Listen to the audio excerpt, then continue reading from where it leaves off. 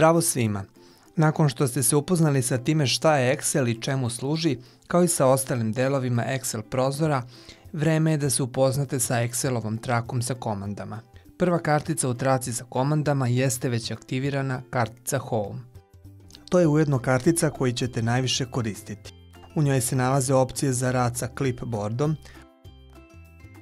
fontom vaših podataka, poravnjanjem vaših podataka,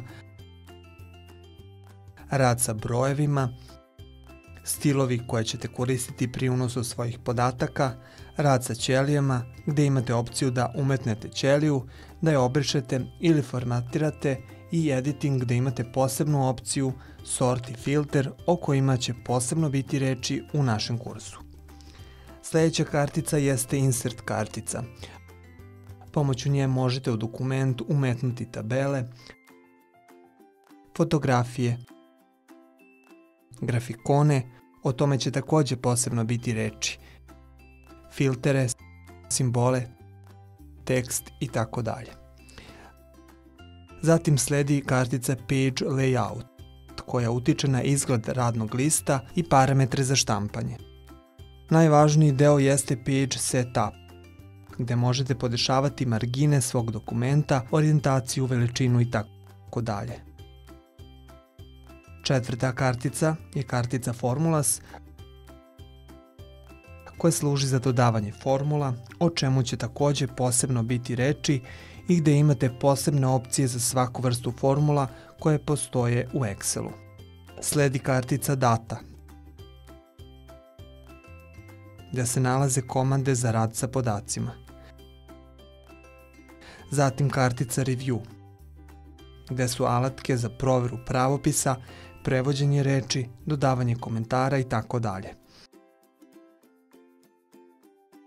Kartica View služi za upravljanje aspektima za prikaz lista, šta će biti prikazano, koliko će biti zoomirano i slično.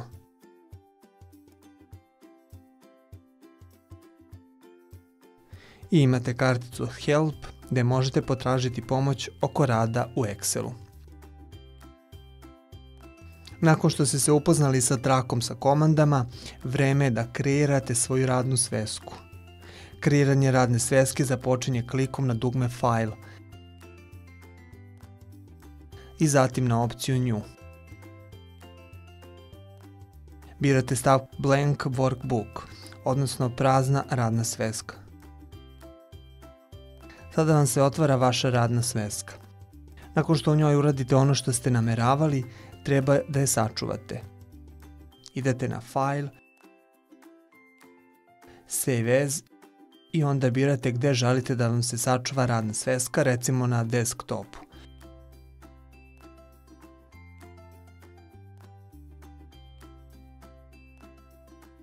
Imenujte radnu svesku. Ponovo kliknite na Save.